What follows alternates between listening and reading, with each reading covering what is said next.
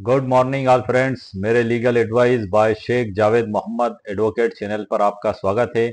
आज के हमारे वीडियो का टाइटल है पैतृक संपत्ति की परिभाषा क्या है, what is ancestral property definition. और इस परिभाषा को हम 5 तरीकों से आज इस वीडियो में समझेंगे। नंबर 1 है पैतृक संपत्ति की परिभाषा। दूसरा, मिताक्षरा स्कूल में पैतृक संपत्ति की क्या परिभाषा दी गई है। दया भाग स्कूल में पैतृक संपत्ति की क्या परिभाषा दी गई है। हिंदू उत्तराधिकार अधिनियम 1956 में पैतृक संपत्ति की क्या परिभाषा दी गई है। और हिंदू उत्तराधिकार अधिनियम 1956 की धारा 8 और 6 को भी समझेंगे।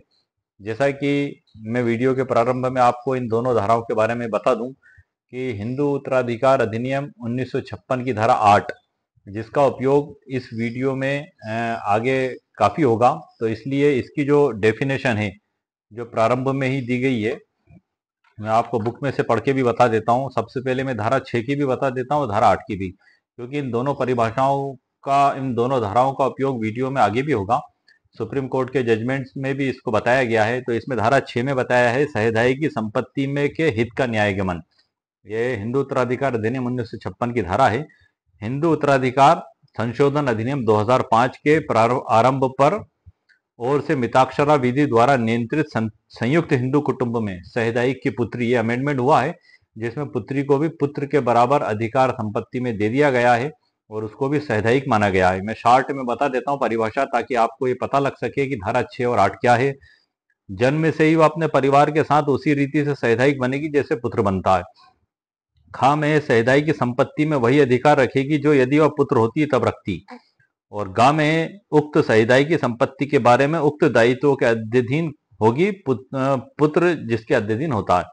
इस पे मैंने स्पेशल वीडियो भी बनाया है जो मेरे चैनल पर अपलोडेड है। इसी प्रकार से धारा 8 जो इसमें बताई गई है वो भी बड़ी महत्वपूर्ण धारा है।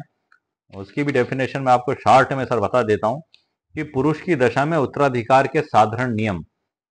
यदि कोई हिंदू व्यक्ति निर्वसति मतलब बिना वसीयत लिखे मर जाता है, मृत्यु हो जाती है, निर्वसति मरने वाले हिंदू पुरुष की संपत्ति इस अध्याय के उपबंधों के अनुसार निम्नलिखित को न्यायगत होगी।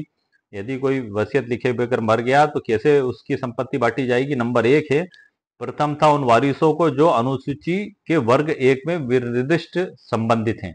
नंबर दूसरा है, द्वितीय, यदि वर्ग 1 के वारिस ना हो तो उन वारिसों को जो अनुसूची के वर्ग 2 में विनिर्दिष्ट संबंधित हैं। नंबर तीसरा है, यदि दोनों वर्गों में से किसी में का कोई वारिस ना हो तो पैतृक के गोत्रज को। और चौथा है, अंततः यदि कोई गोत्रज ना हो तो मृतक के बंधुओं को। ये था डेफिनेशन। मैंने आपको वीडियो के प्रारंभ में इसलिए बता दी ताकि वीडियो में आगे जहां इनका उपयोग होगा तो आप इस परिभाषाओं से समझ सकें कि आखिर धारा 8 और धारा 6 क्या है। अब आज के वीडियो में सर जो हम चर्चा करेंगे उन टॉपिकों पर मैं शॉर्ट में आपको बता दूं। इन सभी पे मैंने जैसा कि पीडीएफ या एक नोट्स आप मान ले मैंने तैयार करके रखा हुआ है। उसकी लिंक इस वीडियो के नीचे डिस्क्रिप्शन बॉक्स में मैं आपको दे दूंगा। ई बुक जानकारी उसी पीडीएफ के अंदर से आपको दूंगा ताकि आप उसको, यदि आपको ऐसा लगता है कि आपके लिए उपयोगी है तो आप उससे पहले देख समझ लें, भली भांति परिचित हो लें, और आपको लगता है आपके लिए उपयोगी तो आप उसको परचेज भी कर सकते हैं। आज के वीडियो में पैतृक संपत्ति की परिभाषा और 4 सुप्रीम कोर्ट के जजमेंट्स पे भी सर हम चर्चा करेंगे, जिसमें 2025 का एक लेटेस्ट जजमेंट भी है, अनगादी चंद्रा विरुद्ध शंकर राव एंड अदर्स। ये है सर सिविल अपील 5401 ऑफ 2025। ये पैतृक संपत्ति के संबंध में ही है। इसमें भी पैतृक संपत्ति को डिफाइन किया गया है। इसी प्रकार से विनीता शर्मा विरुद्ध राकेश शर्मा 2020, ये भी सुप्रीम कोर्ट का जजमेंट है। तीसरा है सीएन अरुणाचल विरुद्ध मुरदल VACA। और इसी प्रकार से CA अनुराचल प्रकाश विरुद्ध पुनलावता 2016 का। ये चारों सुप्रीम कोर्ट के जजमेंट हैं जो एंसेस्ट्रल प्रॉपर्टी से संबंधित ही हैं। उस पर भी हम वीडियो में आगे चर्चा करेंगे। तो सबसे पहले सर जो हम इन डेफिनेशंस को समझ लेते हैं जो 5 प्रकार से जिसमें एंसेस्ट्रल प्रॉपर्टी की परिभाषा बताई गई है। क्योंकि मेरे पास मिताक्षरा ग्रंथ तो मौजूद नहीं है और ना ही दयाभाग ग्रंथ मौजूद है, लेकिन मिताक्षरा जो कि संपूर्ण भारत में लागू है पश्चिम बंगाल और असम को छोड़कर, और जो दया भाग स्कूल है वो पश्चिम बंगाल और असम में स्पेशल तौर पर लागू है। वहाँ इस प्रकार से उत्तराधिकार के मामले निपटाए जाते हैं। और मिताक्षरा में जो संपूर्ण भारत में लागू होता है वहाँ मिताक्षरा स्कूल के अनुसार पैतृक संपत्ति को पार्सनर तय करके जो है कि मामलों को अदालत के द्वारा उसका निपटार किया जाता है। तो जहां तक मुझसे दयाभाग स्कूल की डेफिनेशन हो सकती है मैंने कलेक्ट की है। तो आइए सर, अब हम बिना देरी करे वीडियो में आगे की ओर बढ़ते हैं, जहां से मैं आपको ई बुक के अंदर से आगे की जानकारी दूंगा। आप ई बुक को देख समझ लें, भली भांति परिचित भी आप उससे हो लेंगे। आइए सर, जैसा कि सर आप कंप्यूटर स्क्रीन पर देख रहे हैं, पैतृक संपत्ति क्या है, मिताक्षरा और दाय भाग स्कूल में अंतर, हिंदू सक्सेशन एक्ट एक्सप्लेन। पैतृक संपत्ति की परिभाषा क्या है, what is ancestral property, Mitakshara, दाया भाग स्कूल और सक्सेशन लॉ। ये हमारे वीडियो का टाइटल भी है और ई बुक का भी सर यही टाइटल है। इसमें जो अध्याय 1 में पैतृक संपत्ति की परिभाषा और मूल अवधारणा के बारे में बताया गया, अध्याय 2 में मिताक्षरा स्कूल और पैतृक संपत्ति के बारे में बताया गया है, अध्याय 3 में दाय भाग स्कूल और पैतृक संपत्ति की क्या परिभाषा दी गई है उसके बारे में बताया गया है, और अध्याय 4 में हिंदू उत्तराधिकार अधिनियम 1956 में पैतृक संपत्ति की क्या परिभाषा दी गई है उसके बारे में बताया गया है। अध्याय 5 में वो प्रमुख विधियां हैं कि किन किन कानूनों में पैतृक संपत्ति को परिभाषित किया गया है। वैसे हिंदू उत्तराधिकार 1956 में कहीं भी स्पेशली पैतृक संपत्ति को परिभाषित नहीं किया गया है, लेकिन सर्वोच्च न्यायालय की जो जजमेंट है और मिताक्षरा स्कूल का जो ग्रंथ है और दया भाग स्कूल है उसमें इसको डिफाइन किया गया है। अध्याय 6 में पैतृक संपत्ति के लिए पीढ़ियों का महत्व, और अध्याय 7 में हिंदू सक्सेशन एक्ट 1956 व संशोधन 2005, और 8 में सुप्रीम कोर्ट के महत्वपूर्ण जजमेंट है, और 9 में संपत्ति विवाद, मुकदमेबाजी व समाधान की प्रक्रिया कि हम मुकदमे लगाने से पहले किस प्रकार से बच सकते हैं यदि इन सावधानियों को बरतें। परिशिष्ट भी दिया गया है, डिस्क्लेमर दी गई है, प्रस्तावना। अब हम सीधे अध्याय 1 पे चलते हैं जहाँ पैतृक संपत्ति की परिभाषा पर हम चर्चा करेंगे। आज का वीडियो सर हमारा स्पेशल इंस्ट्रल प्रॉपर्टी पर ही है, मिताक्षरा और दया भाग और सक्सेशन एक्ट से संबंधित कि पैतृक संपत्ति की परिभाषा क्या है, व्हाट इज इंस्ट्रल प्रॉपर्टी।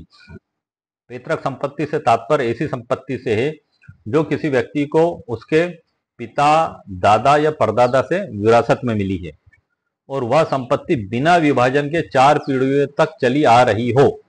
पिता, दादा या परदादा से विरासत में मिली हो और यह संपत्ति बिना विभाजन के 4 पीढ़ियों तक चली आ रही हो। यह संपत्ति संयुक्त हिंदू परिवार के अधीन होती है और मिताक्षरा कानून के तहत इसे सहदायिक संपत्ति यानी कोपार्सनल प्रॉपर्टी कहा जाता है, जहां हर संतान को जन्म से उसमें हक मिल जाता है। तो ये तो सर हमारी पैतृक संपत्ति की डेफिनेशन हो गई। अब कानून व पारिवारिक दृष्टिकोण से इसकी हम व्याख्या को समझ लेते हैं कि कानूनी दृष्टिकोण से मिताक्षरा स्कूल के अंतर्गत पैतृक संपत्ति में जन्म से अधिकार होता है, बाय बर्थ।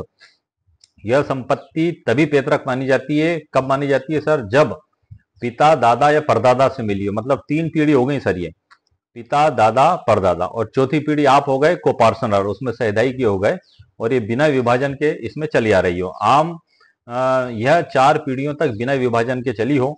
बेटों के साथ अब बेटियों को भी 2005 के संशोधन के बाद समान अधिकार इसमें दे दिया गया है, जो मैंने बुक के प्रारंभ में आपको पढ़ के सर बताया है। पारिवारिक दृष्टिकोण से इसको हम देख लेते हैं कि आम लोग पारिवारिक जमीन या संपत्ति को पैतृक मान लेते हैं लेकिन यदि पिता ने संपत्ति खरीदी है तो वह स्वर्जित, जिसे हम सेल्फ एक्वायर्ड प्रॉपर्टी कहते हैं, मानी जाएगी जब तक कि उसे स्पष्ट रूप से सभी को ना सौंपा गया हो, और ये डेफिनेशन उसमें लागू अगर होगी तो वो पैतृक संपत्ति मानी जाएगी। पैतृक संपत्ति बनाम स्वर्जित संपत्ति, एंसेस्ट्रल प्रॉपर्टी विरुद्ध सेल्फ एक्वायर्ड प्रॉपर्टी, इसको हम समझ लेते हैं। इसमें मैंने 3 इसमें इससे बताए हैं, आधार, पैतृक संपत्ति और स्वर्जित संपत्ति, एक चार्ट के रूप में। स्रोत है जो आधार का पूर्वजों से विरासत में मिली होती है तो इसको पैतृक संपत्ति कहते हैं। व्यक्ति ने जब स्वयं की कमाई से खरीदी हो तो उसे सेल्फ एक्वायर्ड प्रॉपर्टी कहा जाता है। अधिकार, पैतृक संपत्ति में बच्चों को जन्म से अधिकार होता है और मालिक जिसे चाहे दे सकता है सेल्फ एक्वायर्ड प्रॉपर्टी को।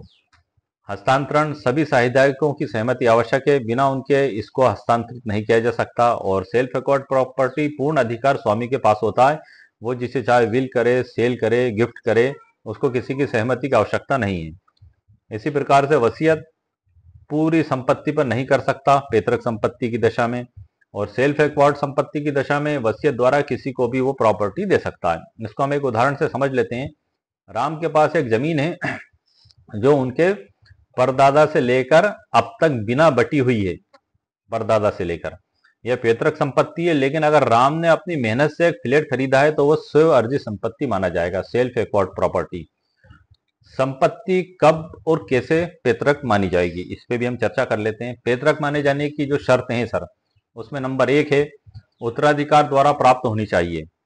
सेल्फ या गिफ्ट से नहीं। मतलब अगर किसी ने उसको गिफ्ट की है या उसने अपने पैसे से खरीदी है तो ऐसी दशा में वो पैतृक संपत्ति नहीं मानी जाएगी। जो कि इस प्रकार के सुप्रीम कोर्ट के जजमेंट्स में भी बताया गया है, जैसे कि 2025 का सर जो सुप्रीम कोर्ट जजमेंट है, जो मैंने आपको वीडियो के प्रारंभ में भी बताया था, अंगाधी चंद्रा विरुद्ध शंकर राव, ये 2025 का है। इसमें जो प्रॉपर्टी खरीदी गई थी तो इसको पैतृक संपत्ति के संबंध में ही इसमें विवाद भी था। तो उसी दशा में भारत के सर्वोच्च न्यायालय के द्वारा उसको स्व अर्जित संपत्ति माना गया, ना कि पैतृक संपत्ति। इसकी डिटेल में आपको वीडियो के आगे में बताऊंगा, अभी हम फिलहाल उन टॉपिकों पर ही चर्चा कर रहे हैं। इसी प्रकार से ये जो धारा 8 है सर, वो धारा 8 के संबंध में ये जो भारत के सर्वोच्च न्यायालय का फैसला है, जिसको CN अरुणाचल विरुद्ध मिदार CA, ये तो 1953 का है सर। सिंह विरुद्ध जगन्नाथ 2016 का सर वो जजमेंट है। उसमें धारा 8 के तहत प्रॉपर्टी उत्तराधिकारियों को मिल गई थी। जगन्नाथ की मृत्यु जो हुई थी 1973 में, और उनके पोते उत्तम का जन्म हुआ था 1977 में। मतलब जगन्नाथ की मृत्यु के बाद उनका जन्म हुआ था, और उन्होंने उसमें जो है कि पैतृक संपत्ति बताकर अधिकार का दावा किया था। लेकिन जगन्नाथ सिंह जी की मृत्यु के बाद धारा 8 हिंदू उत्तराधिकार अधिनियम 1956 के तहत उसका विभाजन हो गया था। तो इसी दशा में उसको जो है कि पैतृक संपत्ति नहीं माना गया था। उसके बारे में भी इसमें हम आगे चर्चा करेंगे। हम अब आगे चलते हैं सर। अभी हमारे वीडियो के टाइटल से पहले परिभाषाओं को हम समझ लेते हैं, उसके बाद संक्षिप्त रूप में सर्वोच्च न्यायालय के इन फैसलों पे भी मैं आपका प्रकाश आपको डाल दूंगा। पैतृक संपत्ति माने जाने की शर्तें: नंबर 1, उत्तराधिकार द्वारा प्राप्त होनी चाहिए, सेल्फ या गिफ्ट से नहीं। नंबर 2, 4 पीढ़ियों तक बटी ना हो। मतलब इसमें सर थोड़ा सा ध्यान रखने योग्य बात है, 4 पीढ़ी, मतलब परदादा, दादा, पिता और आप, या आप नीचे से पकड़े आप उसको तो कोपार्सनर तो आप हो गए, चौथी पीढ़ी। आपके ऊपर आपके पिता हो गए, उससे ऊपर आपके दादा हो गए, उसके ऊपर आपके परदादा हो गए, और ये बिना विभाजन के आपके पास चली आ रही हो। ये जो विनीता शर्मा का सर जो भारत के सर्वोच्च न्यायालय का 2020 का फैसला है, इसके पैरा क्रमांक 25 में भी इसको डिफाइन किया गया है। उसमें 5 पीढ़ियों तक बताया गया है, ABCDE करके। ABCDE मतलब परपोता। तो जब तक ए जीवित रहेगा तब तक ई को उसमें हिस्सा ना मिलेगा। तो मतलब इस प्रकार से 4 पीढ़ी तक वो कोपार्सनर का अधिकार उसमें उत्पन्न हो जाता है। और पैतृक संपत्ति में जितने भी हिस्सेदार होते हैं उन सबको कोपार्सनर यानी सहदायकी कहा जाता है। उसमें भी हम वीडियो में मैं आपको उसके पैरा क्रमांक की भी स्पेशल व्याख्या करके आगे सर बता दूंगा। नंबर 3 है पैतृक संपत्ति की शर्त, संयुक्त परिवार का हिस्सा हो। तो ये सर हमारी हो गई संपत्ति कब और कैसे पैतृक मानी जाएगी। एक बार और बता देता हूं, उत्तराधिकार द्वारा प्राप्त होना चाहिए, सेल या गिफ्ट द्वारा नहीं। दूसरा है 4 पीढ़ियों तक बटी ना हो, विभाजन ना हो। तीसरा संयुक्त हिंदू परिवार का हिस्सा हो। पैतृक नहीं मानी जाएगी, किस दशा में नहीं मानी जाएगी? नंबर 1, यदि संपत्ति वसीयत द्वारा मिली है। दूसरा, पूर्वजों ने उसे बेच दिया हो और नई संपत्ति खरीदी गई हो। और तीसरा, संपत्ति में बंटवारा हो गया हो। तो इसी दशा में पैतृक संपत्ति नहीं मानी जाएगी। इसको एक उदाहरण से समझ लेते हैं। यदि सुरेश के पास पिता ने एक जमीन खरीदी और वसीयत द्वारा सुरेश को दी तो वह स्व अर्जित मानी जाएगी।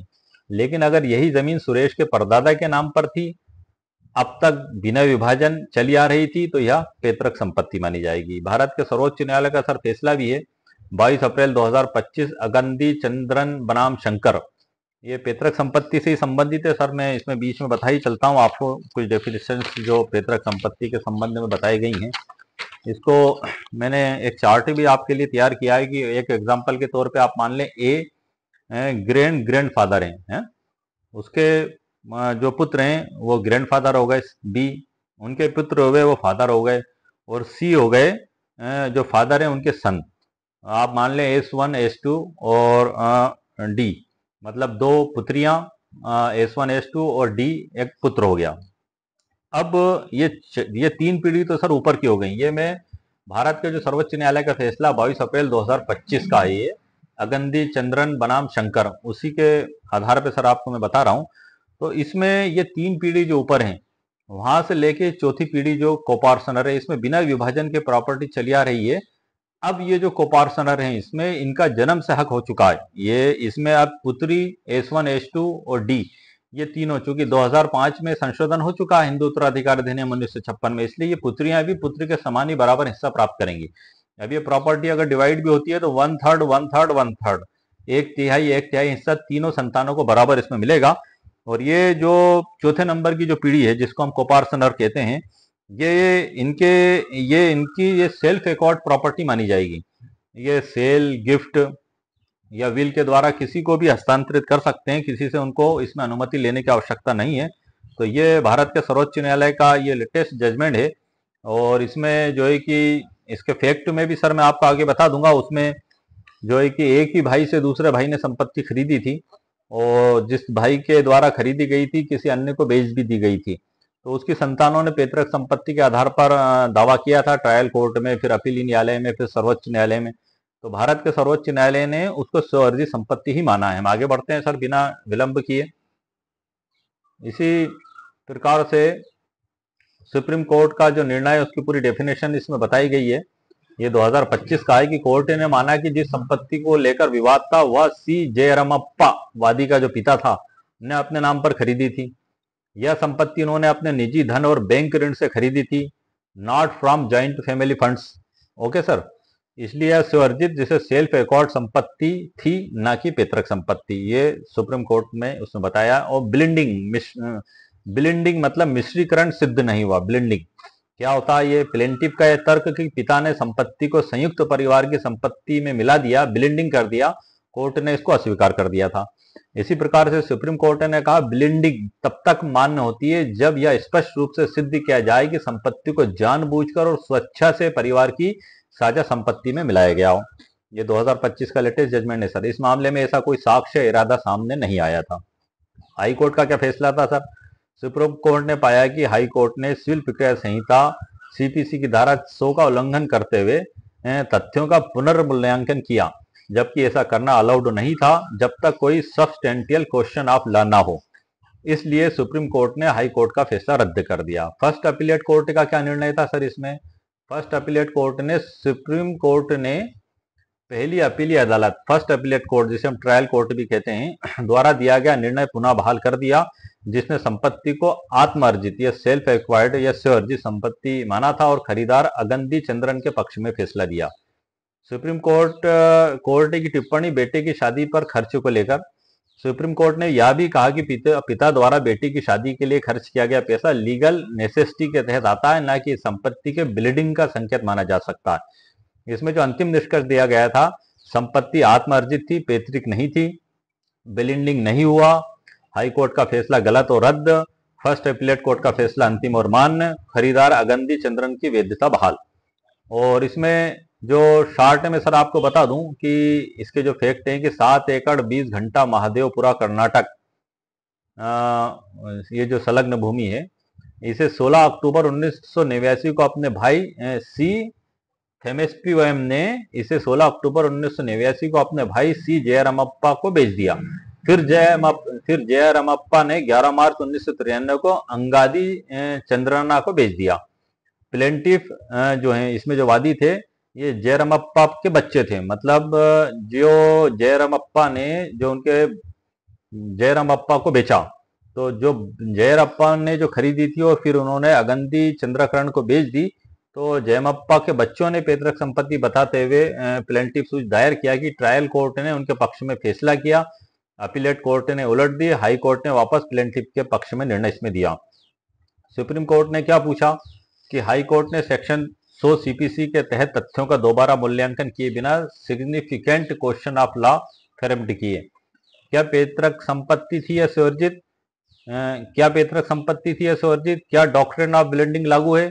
तो इसमें जो मुख्य तर्क आए थे सर कि सेक्शन 100 सीपीसी के अंतर्गत हाई कोर्ट ने फैक्ट रिप्रिकेशन की जो कानूनन गलत है, खरीदी हित में निवेश निजी फंड से ऋण का था, अतः संपत्ति आत्मार्जित है।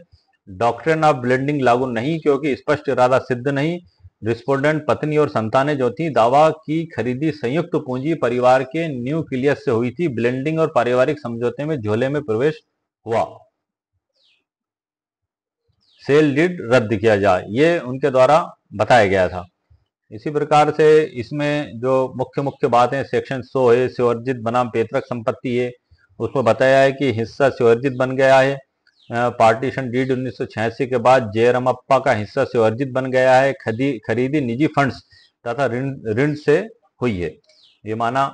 और इसमें अन्य जो महत्वपूर्ण बात है सर वो भी मैं बता दूं आपको। सुप्रीम कोर्ट ने हाई कोर्ट का निर्णय रद्द कर दिया, अपीलेट कोर्ट के फैसले को पुनः बहाल कर दिया और अदालत खर्च दोनों पक्षों पर छोड़ दिया। इसमें जो बताया था पैतृक खोया, ज्वाइंट फैमिली न्यूक्लियस का प्रमाण पत्र जरूरी है, ब्लेंडिंग का सिद्धांत स्पष्ट इरादे पर आधारित होना चाहिए, शादी संबंधी खर्च हितकारी नेसेसिटी और सेक्शन 100 के बारे में भी इसमें बताया गया है। लर्निंग पॉइंट जो इसमें बताए गए हैं, सीखने के जो पॉइंट हैं वो बताए गए हैं। नंबर 1 है सेक्शन 100 सीपीसी में हाई कोर्ट का फैक्ट रिप्रिकेशन सीमित है, पार्टीशन के बाद संपत्ति सुवर्जित बनी रहती है, संयुक्त पूंजी की धारणा तभी मान्य जब न्यूक्लियस सिद्ध हुआ हो, डॉक्ट्रिन ऑफ ब्लेंडिंग की वैधता के लिए स्पष्ट इरादे की आवश्यकता होती है।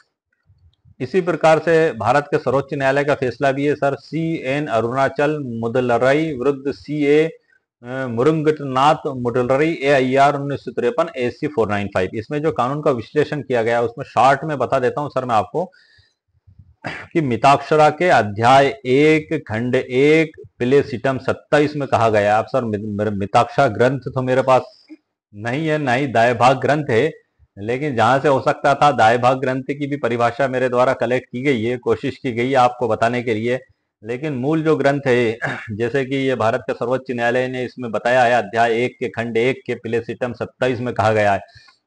अगर बुक होती तो सर मैं बुक को उठा के आपको बिल्कुल उसके बारे में जानकारी देता, लेकिन ये जहां तक जो बुक में दी गई है डेफिनेशंस उसमें और अन्य स्रोत से जहां से कलेक्ट की गई उसी के आधार पर मैं आपको जानकारी प्रदान कर रहा हूं कि इसमें बताया इस फैसले में यह स्थापित तथ्य है कि पैतृक या पैतृक संपत्ति में जन्म से प्राप्त होती है। ये जो मिताक्षरा का जो मैंने आपको बताया था ग्रंथ, इसमें बताया है कि पैतृक या पैतृक संपत्ति में संपत्ति जन्म से प्राप्त होती है। इसी प्रकार से आगे इसमें बताया गया है, मैंने हाईलाइट कर रखा है, मुख्य बात बता रहा हूं सर आपको, जजमेंट पूरा तो काफी लंबा हो जाएगा। इस स्थापित कानून के मद्देनजर की मिताक्षरा पिता को अपनी स्व अर्जित संपत्ति पर पूर्ण अधिकार है जिस पर उसके पुरुष वंशजों द्वारा कोई अपवाद नहीं किया जा सकता। मतलब सेल्फ एक्वायर्ड प्रॉपर्टी में कोई भी कोपार्सनर जन्म से हक का दावा नहीं कर सकता, ये इसमें बताया गया है। पिता और पुत्र का स्वामित्व दादा की संपत्ति में बराबर होता है, चाहे वह जमीन हो, संपत्ति हो या चल संपत्ति हो, ये इसमें बताया गया है। पिता और पुत्र का स्वामित्व दादा की संपत्ति में, मतलब 3 पीढ़ी हो गई सर इसमें, पुत्र, पिता और दादा, तो इनको मिलाकर भी पैतृक संपत्ति मानी जाएगी। लेकिन वो संपत्ति जो दादा को है वो ऊपर से बिना विभाजन के, जैसे कि 4 पीढ़ी का मिताक्षरा में बताया गया, चली आ रही हो। इस जगह कई बार ऐसी स्थिति बनती है कि क्या 4 पीढ़ी नेसेसरी है, तो सर ऐसा नहीं है, ये 3 पीढ़ी भी हैं तो भी वो सैद्धांतिक उनका बनेगा, उसमें अधिकतम है सर वो कोपार्सनर 4थी पीढ़ी तक अधिकतम, 3 पीढ़ी में भी वो पैतृक मानी जाएगी। लेकिन यदि इस स्थिति में जैसे कि पिता, पुत्र और दादा, अब यदि दादा ने अपनी खुद की कमाई से वो प्रॉपर्टी कहीं से खरीदी है और 3 पीढ़ियां मौजूद हैं, पिता और पुत्र, तो ऐसी दशा में वो दादा की सेल्फ एक्वायर्ड प्रॉपर्टी मानी जाएगी और पिता और पुत्र का उसमें जन्म से बराबर हक नहीं होगा। लेकिन यही 3 पीढ़ी की दशा में यदि वो जो दादा है उनको ऊपरी पीढ़ी से जो है कि प्राप्त हो रही बिना विभाजन के, तो ये कोपार्सनर की कंडीशन इसमें बन जाएगी 4थी पीढ़ी तक भी, और 3री पीढ़ी में भी बन जाएगी। लेकिन वो ऊपरी पीढ़ी से उनको बिना बंटवारे के उत्तराधिकार में प्राप्त हुई हो, तो 3 पीढ़ी में भी पैतृक संपत्ति बन सकती है, 4 में भी पैतृक संपत्ति मानी जा सकती है। इसको मैंने आगे इसमें बताया है।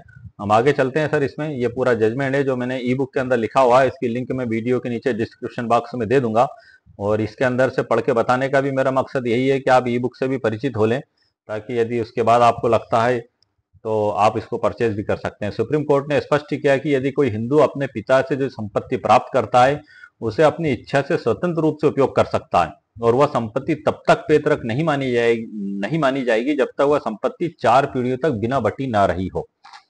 अब न्यायालय द्वारा सर इसमें स्पष्ट किया गया है, उस पर भी मैं आपको शॉर्ट में बता देता हूँ। पिता द्वारा, ये सर हम मिताक्षरा में चल रहे हैं, इसके बाद फिर मैं दया भाग पे, फिर उसके आगे हिंदू उत्तराधिकार अधिनियम 1956 में पैतृक संपत्ति पे ही सर हम बात कर रहे हैं आज के वीडियो में स्पेशली।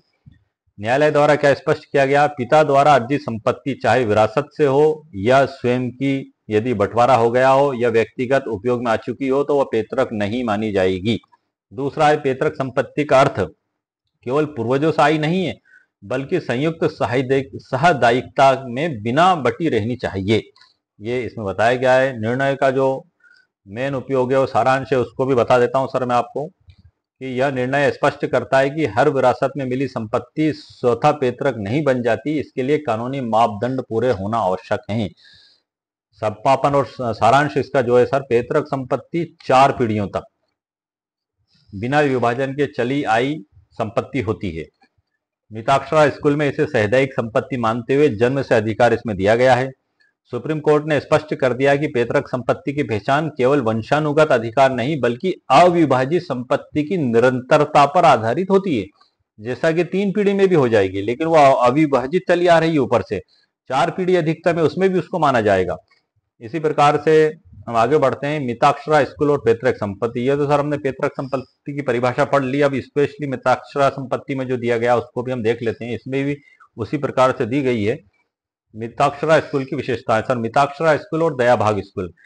मिताक्षरा स्कूल जो है कि ये ग्रंथ संपूर्ण भारत में लागू है, सिर्फ पश्चिम बंगाल और असम को छोड़कर। यहाँ पर दयाभाग, जिसे बंगाल स्कूल भी कहा जाता है, उसी हिसाब से यहाँ पर उत्तराधिकारिता के नियम और कोपार्सनर की जो भी कंडीशन से लागू होती हैं वो मैं आपको वीडियो के आगे बताऊंगा। अब ये मिताक्षरा स्कूल को देख लेते हैं। मिताक्षरा स्कूल भारत में हिंदू उत्तराधिकार कानून की सबसे व्यापक शाखा है, सबसे बड़ी शाखा, जो देश के लगभग सभी हिस्सों में लागू है सिवाय पश्चिम बंगाल, असम आदि को छोड़कर, जहां दयाभाग स्कूल लागू होता है। ये स्थिति क्लियर हो गई। इसमें जो मुख्य विशेषता है उसमें नंबर 1 है, पैतृक संपत्ति में संतानों को जन्म से ही सैद्धांतिक अधिकार प्राप्त हो जाता है, कोपार्सनर अधिकार जन्म से। नंबर 2 है, संपत्ति को संयुक्त हिंदू परिवार की संपत्ति माना जाता है।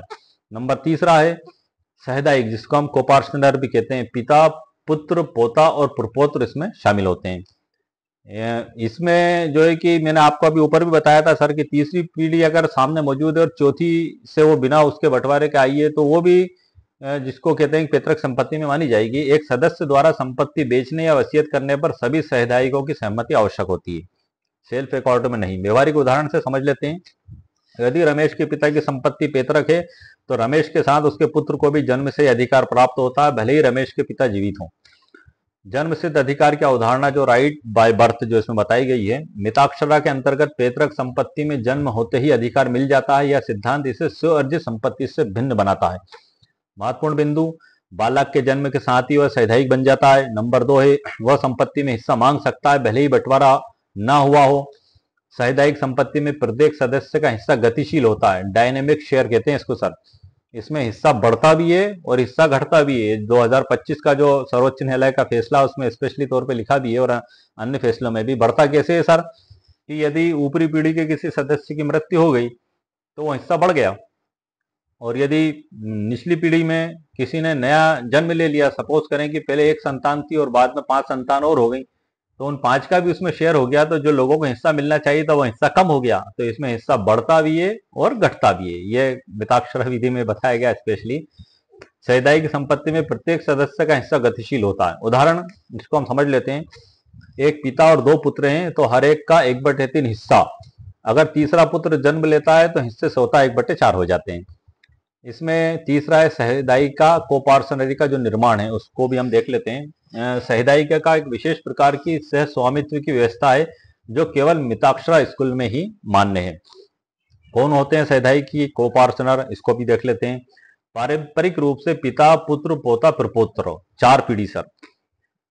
और इसको हिंदू सक्सेशन एक्ट 2005 के जो अमेंडमेंट हुआ है उसके बाद बेटियों को भी इसमें समान रूप से कोपार्सनर माना गया। महत्वपूर्ण तथ्य सर इसमें सैद्धांतिक संपत्ति पर कोई एक व्यक्ति अकेले मालिक नहीं होता है। यह संपत्ति तभी विभाजित हो सकती है जब सभी सैद्धांतिक की सहमत हो या अदालत हस्तक्षेप करे। बेटियों का अधिकार, इसमें जो विनीता शर्मा विरुद्ध राकेश शर्मा 2020 का सर जो फैसला है उसमें सुप्रीम कोर्ट ने कहा है कि बेटियां भी पुत्रों के समान सैद्धांतिक हैं, चाहे उनका जन्म 2005 से पहले हुआ हो या बाद में। यदि बंटवारा 2005 के बाद हुआ हो, और निर्णय का जो सार है, बेटियों को भी जन्म से सैद्धांतिक की संपत्ति में हिस्सा इसमें दिया गया है। हम उसको भी देख लेते हैं। निर्णय का, बेटियों को जन्म से सैद्धांतिक की संपत्ति में हिस्सा मिलेगा। नंबर 1 हो गया, किसी भी प्रकार का पूर्व बंटवारा या वसीयत तभी मान्य होगी जब वह कानूनी रूप से संपन्न हो। ये बड़ी महत्वपूर्ण बात है सर, कानूनी रूप से संपन्न होना जरूरी है। हिंदू सक्सेशन एक्ट की धारा 6 संशोधन करके बेटियों को समान अधिकार इसमें दिए गए हैं।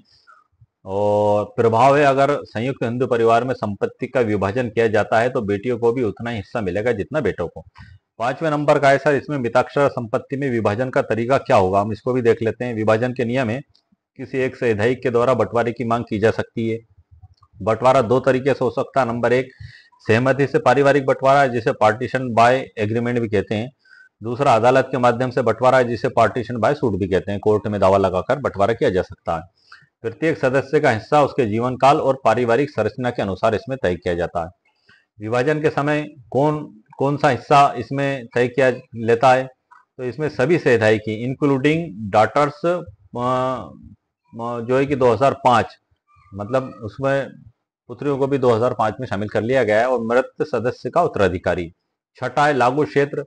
मिताक्षरा स्कूल भारत के निम्नलिखित राज्यों में लागू होता है। उत्तर प्रदेश में लागू है, मध्य प्रदेश में लागू है, बिहार में लागू है, राजस्थान में लागू है, उत्तराखंड में लागू है, झारखंड में लागू है, महाराष्ट्र में लागू है, तमिलनाडु में लागू है, गुजरात में लागू है, और अंत में पश्चिम बंगाल और असम में मिताक्षरा लागू नहीं होता, वहां दया भाग स्कूल लागू होता है। मतलब लगभग संपूर्ण भारत में ये लागू है और एक बड़ी ही व्यापक ये शाखा है। और इसका जो सारांश हम समझ लेते हैं अंत में, उसके बाद दया भाग स्कूल पर हम आ चुके हैं। मिताक्षरा स्कूल में पैतृक संपत्ति सहदायिकता पर, जिसको हम कोपार्सनर कहते हैं, उस पर आधारित होती है, जिसमें जन्म से अधिकार होता है।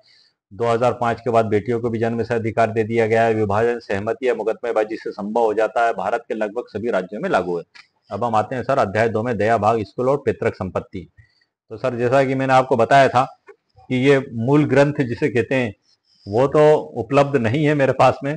सिर्फ जिसको हम कहते हैं कि हिंदू उत्तराधिकार अधिनियम 1956 की किताब उपलब्ध है, और लगभग सभी लोगों के पास यही बुक्स उपलब्ध है।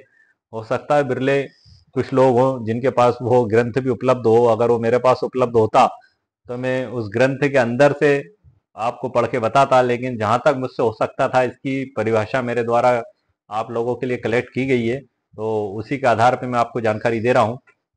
दया भाग स्कूल और पैतृक संपत्ति। दया भाग स्कूल की जो विशेषताएं, दया भाग स्कूल जो स्पेशली तौर पे पश्चिम बंगाल और असम में इसको बताया गया है कि लागू होता है, और पूरे भारत में जो है कि मिताक्षरा विधि लागू होती है। दया भाग स्कूल हिंदू उत्तराधिकार कानून का दूसरा प्रमुख प्रकार है, जो मुख्यतः पश्चिम बंगाल, असम और बांग्लादेश में लागू होता है। इसकी जो विशेषता है उसको देख लेते हैं। पैतृक संपत्ति में जन्म से अधिकार नहीं होता है। दूसरा, अधिकार पिता की मृत्यु के बाद ही उत्पन्न होता है। तीसरा है सहदायिका, जिसको हम कोपार्सनर कहते हैं, कि अवधारणा मिताक्षरा जैसी इसमें नहीं होती है। चौथा है संपत्ति विभाजित मानी जाती है जब तक कि संयुक्त व्यवसाय का प्रमाण पत्र ना हो। संपत्ति विभाजित मानी जाती है जब तक कि संयुक्त व्यवसाय का प्रमाण पत्र ना हो। इसको हम उदाहरण से समझ लेते हैं। अगर सुनील के पिता जीवित हैं तो सुनील को उनके पैतृक संपत्ति में कोई अधिकार नहीं है। अधिकार केवल पिता की मृत्यु के बाद ही उत्पन्न होता है, ये इसमें बताया गया है। दूसरा है सर मृत्यु के बाद उत्तराधिकार। ये दया भाग स्कूल पे चल रहा है सर हम। दया भाग स्कूल में उत्तराधिकार का अधिकार विरासत के सिद्धांत इनहेरिटेंस पर आधारित होता है। महत्वपूर्ण बिंदु है इसमें। नंबर 1 है उत्तराधिकार पिता की मृत्यु के बाद लागू होता है। नंबर 2 है इसमें जब तक पिता जीवित है पुत्र को कोई हक नहीं है उसमें। नंबर 3 है मृत्यु के बाद संपत्ति सभी कानूनी उत्तराधिकारियों में विभाजित होती है। पुत्रों का व्यक्तिगत अधिकार, नो कॉपर्सनर। दया भाग में जो बताया गया है उसमें पुत्रों को कोई साहदायिक अधिकार नहीं होता है। नंबर दूसरा है केवल पिता की मृत्यु के बाद उनकी संपत्ति का उत्तराधिकार अधिकार प्राप्त होता है। यह दया भाग स्कूल में बताया गया। इसकी व्याख्या जो है सर, इसलिए कोई भी जन्म सिद्ध अधिकार इसमें नहीं दिया गया है। दूसरा है कोई भी संतान पिता की अनुमति के बिना उनके जीवन काल में संपत्ति नहीं मांग सकती। ये स्थिति इसमें स्पष्ट हो गई। विधवा एवं बेटियों का क्या स्थान होगा सर, हम दया भाग में देख लेते हैं। दया भाग में महिलाओं को अधिक अधिकार प्रदान किए गए हैं, विशेषकर विधवाओं और पुत्रियों को। क्या दिए गए हैं? नंबर 1 महिला का अधिकार। विधवा को पति की संपत्ति में उत्तराधिकार का अधिकार दिया गया है इसमें। बेटियों को पिता की मृत्यु के बाद उत्तराधिकारी माना जाता है, और महिलाओं का अधिकार मिताक्षरा से अधिक व्यापक है। उदाहरण के तौर पर हम देख लेते हैं, यदि एक व्यक्ति की मृत्यु होती है तो उसकी संपत्ति में उसकी पत्नी, पुत्र, पुत्री सभी को हिस्सा मिलेगा, बशर्ते कोई वसीयत ना हो। दया भाग और मिताक्षरा में कुछ अंतर को भी सर मैं आपको बता देता हूँ। चार्ट में आप देख रहे हैं, जैसे कि चार्ट है, नंबर आगे विशेषता, बीच में मिताक्षरा स्कूल और आगे दया भाग स्कूल लिखा हुआ है इसमें। अधिकार का समय मिताक्षरा में जन्म से होता है, दया भाग में मृत्यु के बाद होता है। सहदायिकी इसमें होती है मिताक्षरा में, और कोपार्सनर दया भाग स्कूल में नहीं होती है। बेटियों का अधिकार संशोधन 2005 के बाद मिताक्षरा में होता है जन्म से पुत्रों के समान, और पहले से अधिक मान्यता है इसमें दया भाग में। विधवा का स्थान सीमित है और मिताक्षरा में स्पष्ट उत्तराधिकारी उसे माना गया है। संपत्ति पर नियंत्रण, मिताक्षरा में सभी सहिदायियों का संपत्ति पर नियंत्रण होता है और उसमें स्वामी का अधिक नियंत्रण होता है दया भाग में। लागू क्षेत्र अधिकांश भारत में लागू है और पश्चिम बंगाल और असम में दया भाग स्कूल लागू है। लागू क्षेत्र जिसको 6 में भी बताया गया है मेरे द्वारा, पश्चिम बंगाल और असम। दया भाग स्कूल भारत में मुख्यतः निम्नलिखित राज्यों में लागू होता है, जो पश्चिम बंगाल में लागू है, असम में लागू है, बांग्लादेश पूर्व में लागू है। भारत के शेष भागों में मिताक्षरा स्कूल लागू होता है, जो मैंने ऊपर भी आपको बताया।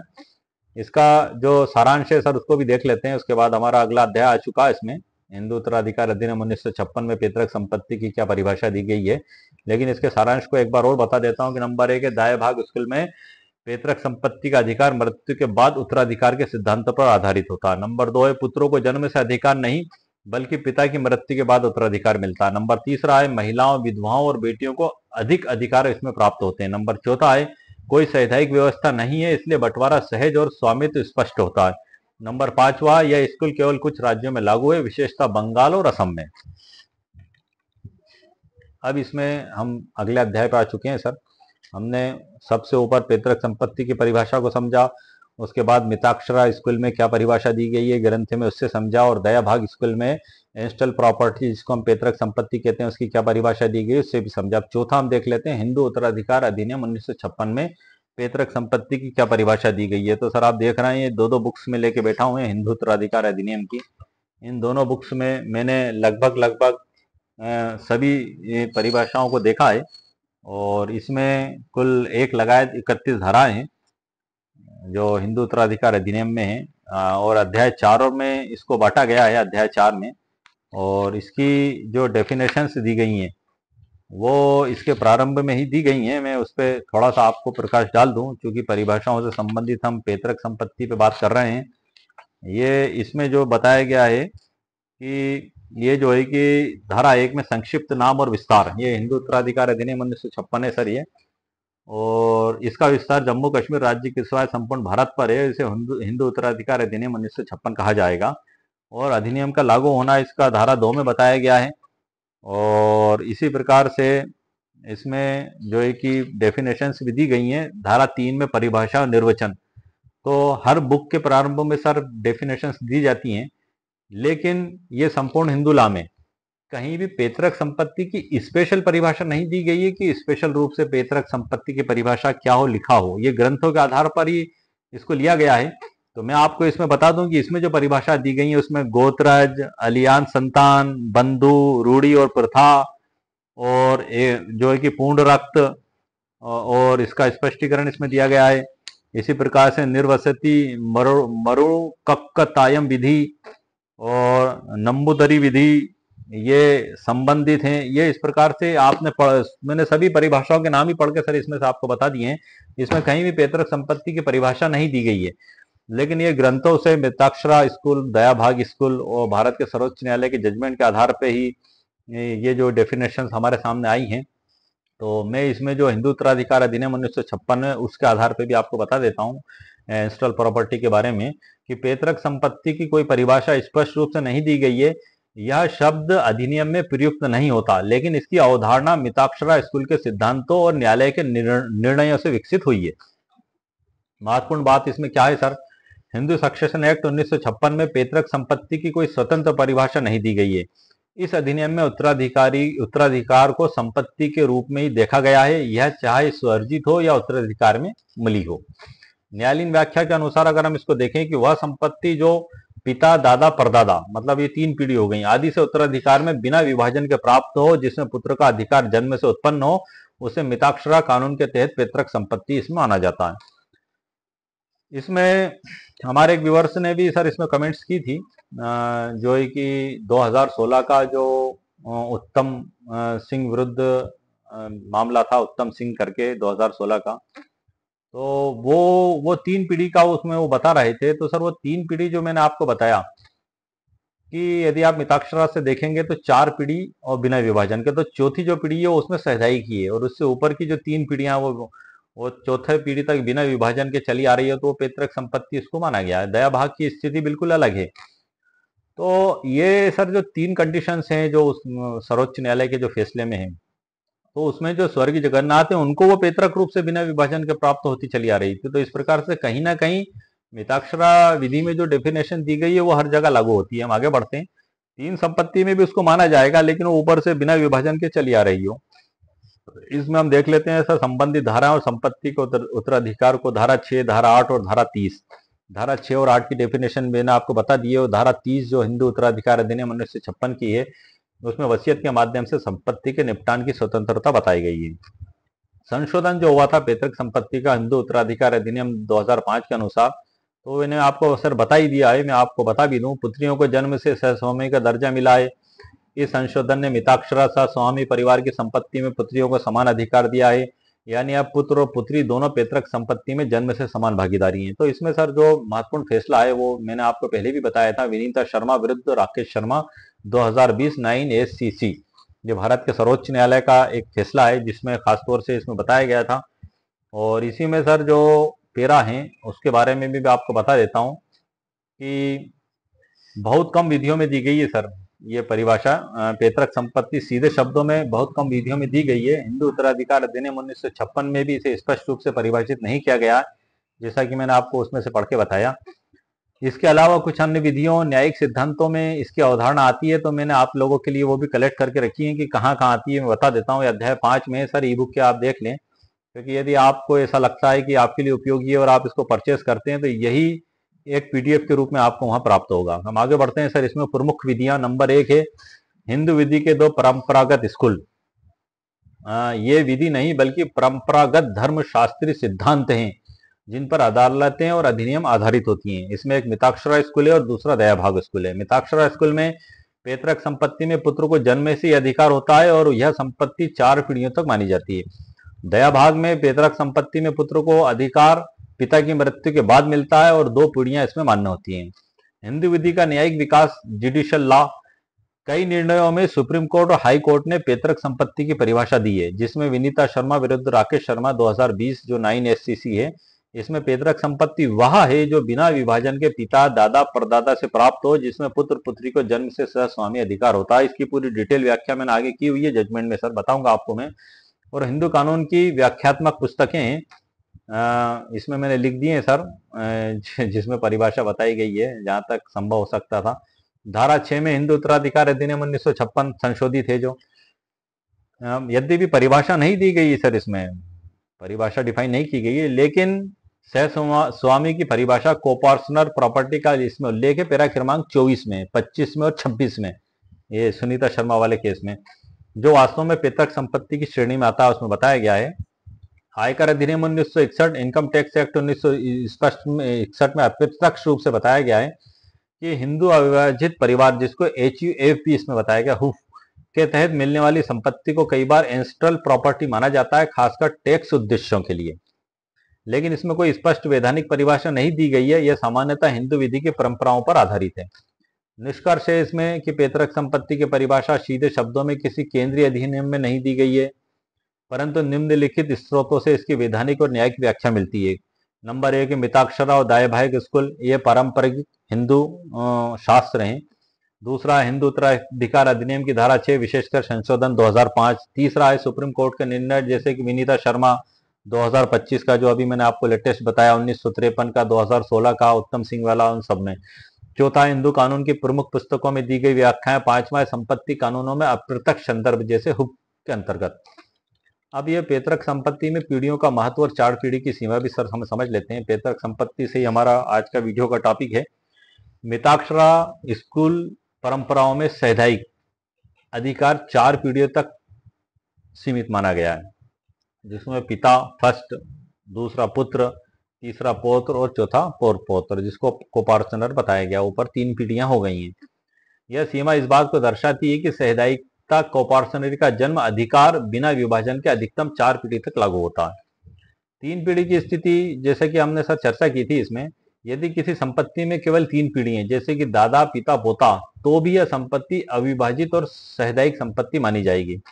मिताक्षरा विधि के अनुसार 4 पीढ़ी की अधिकतम सीमा है, अर्थात 3 पीढ़ी तक भी सहदायिकता का सिद्धांत लागू होता है। अतः 3 पीढ़ी की संयुक्त और अविभाजित संपत्ति भी पूर्ण रूप से पैतृक मानी जाएगी। लेकिन इसमें एक समझने वाली बात है सर कि 3 पीढ़ी तक तो लागू होता है, लेकिन वो जो 3 पीढ़ियां हैं तो उन्हें ऊपर की जो चौथी पीढ़ी है वहां से अविभाजित रूप से बिना बंटवारे के उनको मिली होना चाहिए। तो ये 3 पीढ़ी में भी सर लागू होता है। संपत्ति का पैतृक माने जाने का कारण क्या है? जन्म से सामुदायिकता का सिद्धांत है, अविभाजित संयुक्त परिवार, 4 पीढ़ी की सीमा केवल अधिकतम, ये इसमें बताया गया है। कि इसी प्रकार से इसमें जो कानूनी उदाहरण है, भारतीय उत्तराधिकार अधिनियम की धारा 6 में एक चार्ट से सर मैंने तैयार किया आपको समझाने के लिए, आपको मैं इसमें से पढ़ के बता देता हूँ। मिताक्षरा स्कूल सामुदायिकता को 4 पीढ़ी तक मानता है। इसका अर्थ यह नहीं कि 3 पीढ़ी कम है तो सामुदायिकता नहीं मानी जाएगी, लेकिन वो सिचुएशन और कंडीशन सर मैंने आपको बता दी ऊपर। सुप्रीम कोर्ट का निर्णय उत्तम सिंह विरुद्ध सुभाग सिंह 2006 15 SCC 272। सामुदायिकता जन्म से होती है और यदि सामुदायिक जन्म दादा की मृत्यु से पहले हुआ हो तो यह सामुदायिक है, भले ही कुल 3 पीढ़ी हो। सामुदायिकता जन्म से होती है और यदि सामुदायिक जन्म दादा की मृत्यु से पहले हुआ हो, ये थोड़ी सी समझने वाली बात है। जैसे कि जजमेंट में मैं आपको बताऊंगा, सन समझ जहां तक मुझे नॉलेज है 1973 है में जगन्नाथ सिंह की मृत्यु हो गई थी और पोते उत्तम सिंह का जन्म 1977 में हुआ था। ये संभवतः मैं आपको बताऊंगा। तो यदि पोते का जन्म जगन्नाथ सिंह जी उनके दादा की मृत्यु के पहले हुआ होता तो वो जन्म से उसमें सामुदायिक माने जाते, और चूंकि उनका मृत्यु के बाद जन्म हुआ, धारा 8 के तहत संपत्ति विभाजित भी हो गई, तो उसको फिर पैतृक संपत्ति नहीं माना गया। आगे हम बढ़ते हैं सर। इसमें 3 पीढ़ी में सामुदायिकता, 3 पीढ़ी की संयुक्त संपत्ति भी सामुदायिक संपत्ति मानी जाती है, लेकिन वो कानूनी रूप से तमाम नियम और शर्तों का पालन करती है। तब 4 पीढ़ी की सीमा, 4 पीढ़ी तक सामुदायिक संपत्ति का अधिकतम विस्तार है। इसका अर्थ यह नहीं कि 3 पीढ़ी में पैतृक संपत्ति नहीं मानी जाएगी, लेकिन कानूनी रूप से प्रावधानों का पालन करना आवश्यक है। उत्तम का अधिकार, यदि उत्तम का जन्म दादा की मृत्यु से पहले हुआ है तो वह जन्म से सामुदायिक है और जगन्नाथ की संपत्ति उसके लिए पैतृक मानी जाएगी। विभाजन का अभाव, अविभाजित संपत्ति होने पर यह सामुदायिक संपत्ति बनी रहती है। संक्षिप्त में हम देख लेते हैं, इसके बाद अध्याय 7 में हम आ जाएंगे। कि मिताक्षरा विधि में पैतृक संपत्ति 4 पीढ़ी तक होना अधिकतम सीमा है, पर यदि केवल 3 पीढ़ी की संयुक्त और अविभाजित संपत्ति है तो भी वह पूर्णतः पैतृक संपत्ति मानी जाती है। अतः उत्तम को जन्म से सामुदायिक है, उसके लिए जगन्नाथ सिंह की संपत्ति पैतृक मानी जाएगी। ये ऊपर की कंडीशन जो मैंने आपको बताई कि यदि दादा की मृत्यु से पहले उसका जन्म हो चुका होता तो वो 3 पीढ़ी में वो सिचुएशन लागू हो जाती है, लेकिन उसमें कानूनी प्रावधान जो मैंने आपको ऊपर से अभी तक बताए सभी का पालन किया जाना आवश्यक है। अध्याय 7 को हम देख लेते हैं सर। सक्सेशन एक्ट 1956 और 2005 में जो संशोधन हुआ उसके बारे में बताया गया है, जो कि मैं आपको बता चुका हूँ धारा 6 के बारे में भी। और धारा 6 की व्याख्या पढ़ देता हूँ शॉर्ट में। यह धारा सुनिश्चित करती है कि बेटियां मिताक्षरा परिवार की संपत्ति में सामुदायिक बनेंगी, जिसमें उन्हें पैतृक संपत्ति में समान अधिकार होगा। और 2005 में अमेंडमेंट हुआ, इसके बारे में भी बता दिया है। इसका एक उदाहरण से बता देता हूँ सर मैं आपको, कि इसको हाईलाइट भी कर देता हूँ उदाहरण को मैं, कि यदि एक परिवार में एक पुत्री और एक पुत्र है तो दोनों का पैतृक संपत्ति में हिस्सा समान होगा। बेटी भी अपने हिस्से को विभाजित कर सकती है या वसीयत कर सकती है। उत्तराधिकार में महिलाओं की स्थिति के बारे में बताया गया है इसमें, और इसका सारांश बताया गया है। और इसी प्रकार से अध्याय 4 में सुप्रीम कोर्ट के महत्वपूर्ण जजमेंट है, उसकी शॉर्ट में सर मैं आपको बताता चलता हूँ। ये उत्तम विरुद्ध सुभाग सिंह 2016 में पैतृक संपत्ति पर जो विचार किया गया था, उसमें इस केस में सुप्रीम कोर्ट ने पैतृक संपत्ति की अवधारणा और उसकी समाप्ति पर स्पष्ट निर्देश दिए हैं। अदालत ने कहा कि पैतृक संपत्ति वह होती है जो परिवार में पीढ़ियों तक बिना विभाजन के चली आई हो। यदि संपत्ति का विभाजन हो जाए तो वह पैतृक संपत्ति नहीं रह जाती। इस फैसले ने मिताक्षरा और दाया भाग दोनों स्कूल में पैतृक संपत्ति की पहचान और उसके अंत में नियमों को स्पष्ट किया है। दूसरा सर्वोच्च न्यायालय का फैसला है सर CN अरुणाचल मुदलरई विरुद्ध CA मुरुगनाथ मुदलरई 1953 का है। इसमें जो मैंने आपको जजमेंट के अंदर से भी वो महत्वपूर्ण लाइन पढ़ के बता दी थी, कुछ खास बात मैं बता देता हूँ। यह एक पुराना लेकिन महत्वपूर्ण निर्णय है, जिसमें सुप्रीम कोर्ट ने बताया कि पैतृक संपत्ति की परिभाषा और उसकी सीमा क्या होगी। अदालत ने कहा कि पैतृक संपत्ति वह होती है जो कम से कम 4 पीढ़ियों तक बिना विभाजन के परिवार में चली आई हो। और स्वभाव को समझने में दिशा निर्देश इसमें हमें प्राप्त होते हैं। इसी प्रकार से तीसरा भारत के सर्वोच्च न्यायालय का फैसला है प्रकाश विरुद्ध पल्लवीनाथ 2016 और दमन्ना विरुद्ध अमर 2018। ये दोनों केस महिलाओं के अधिकार पर केंद्रित थे, विशेषकर मिताक्षरा वैधानिक संपत्ति में बेटियों के जन्म सिद्ध अधिकारों के बारे में इसमें बताया गया था। तो इसमें भी सर जो है कि इन निर्णयों ने 2005 के संशोधन के व्यवहारिक क्रियान्वयन को बल दिया और महिलाओं के विरासत अधिकार को इसमें मजबूत किया गया है। और निर्णयों के व्यवहारिक प्रभाव और कानून की व्याख्या की गई है और इसका जो सारांश है वो बताया गया है। सुप्रीम कोर्ट के निर्णय पैतृक संपत्ति और उत्तराधिकार के कानून की व्याख्या और विस्तार करते हैं। संपत्ति के परिभाषा, अधिकारों का विस्तार और महिलाओं के अधिकारों की सुरक्षा का प्रमुख विषय रहे हैं। ये निर्णय कानून को अधिक समावेशी, स्पष्ट और न्यायसंगत बनाने में सहायक है। अब अध्याय 9 को देख लेते हैं सर हम। संपत्ति विवाद, मुकदमेबाजी और समाधान प्रक्रिया। ये कुछ प्रिकॉशंस मान ले आप, पूर्व की सावधानियां, जिसको यदि हम पहले बरत ले तो मुकदमेबाजी से बच सकते हैं। उसमें संपत्ति विवाद कैसे उत्पन्न होता है देखते हैं। परिवार में वसीयत न होना या अस्पष्ट वसीयत होना, इस पे विवाद उत्पन्न होता है, तो इससे हमें बचना चाहिए। उत्तराधिकार के बीच में असहमति, जैसे भाई बहनों में हिस्सेदारी को लेकर मतभेद हो, हमें आपस में राजीनामा कर लें, बैठ के समझदारी से काम करें, वरना अदालत में मुकदमेबाजी में सरसारों लग जाते हैं। संपत्ति और आपसी मनमुटाव अलग हो जाता है परिवारों में। संपत्ति के अवैध कब्जे या जबरदस्ती जब्त करने की कोशिश न करें। कोई परिवार का सदस्य विवाद होता है, दूसरे परिवार के सदस्य या बाहरी लोगों द्वारा दावा, पैतृक संपत्ति की गलत समझ और कानूनी अधिकारों की कमी, जमीन, घर, कृषि भूमि या चल संपत्ति के स्वामित्व में विवाद। उदाहरण से देख लेते हैं। राम के 3 बेटे हैं, उनकी मां ने वसीयत नहीं बनाई, संपत्ति के बंटवारे को लेकर उनके बीच में विवाद हो गया। कौन कर सकता है दावा? संपत्ति के कानूनी उत्तराधिकारी। कौन होंगे वो?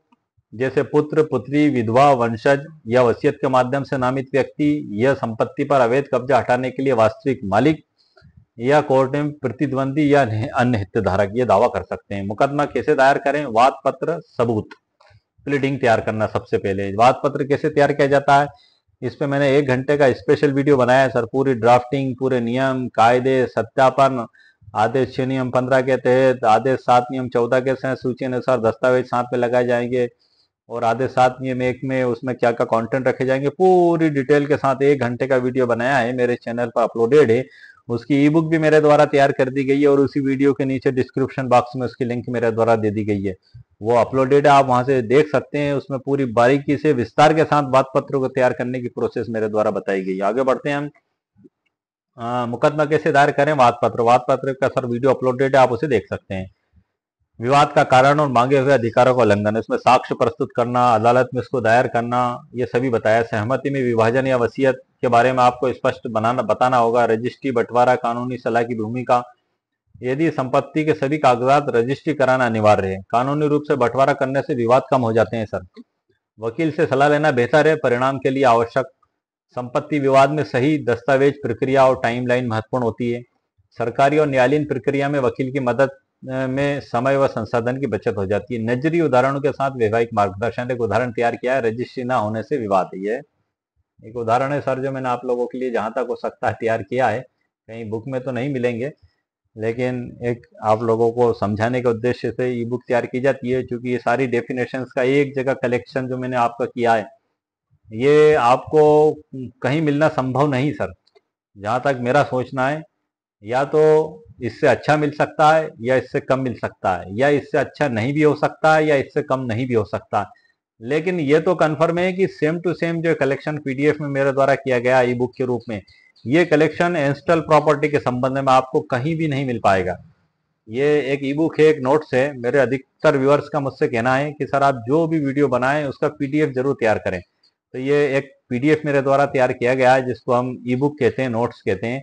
जब आप इसको परचेज करते हैं तो आपके ईमेल पर डाउनलोड के मैसेज के साथ आ जाता है। वहां आप आपके स्मार्टफोन, मोबाइल और कंप्यूटर पर इसको डाउनलोड करके पढ़ सकते हैं, या आप चाहे तो इसकी प्रिंट आउट भी निकाल सकते हैं। लेकिन ये आपके व्यक्तिगत उपयोग के लिए सर, मैं आपको बता दूं, इसका उपयोग आप कहीं कोर्ट में प्रस्तुत करने में नहीं कर सकते, किसी भी सरकारी विभाग में आप नहीं कर सकते। ये आपकी स्वयं की जानकारी के लिए है, और इस पर अमल करने से पहले आपके वकील साहब से आप जरूर सलाह मशवरा करें, कानूनी विशेषज्ञ से, क्योंकि हर केस की सिचुएशन, कंडीशंस अलग अलग होती हैं, ये अलग अलग कंडीशंस में लागू होती है। तो आप इससे पहले कानूनी परामर्श जरूर लें। दूसरा, यदि आपको कोई भी कानूनी सवाल है तो आप ईमेल में ही सर उसको खास तौर से लिखें। व्हाट्सएप पे किसी भी प्रकार का मैसेज आप ना भेजें, क्योंकि व्हाट्सएप पर वो कानूनी कंडीशंस अलग हो जाती हैं, जहां मेरे द्वारा डीपली अध्ययन करके वो उनके द्वारा फीस को अदा करने के बाद सलाह ली जाती है।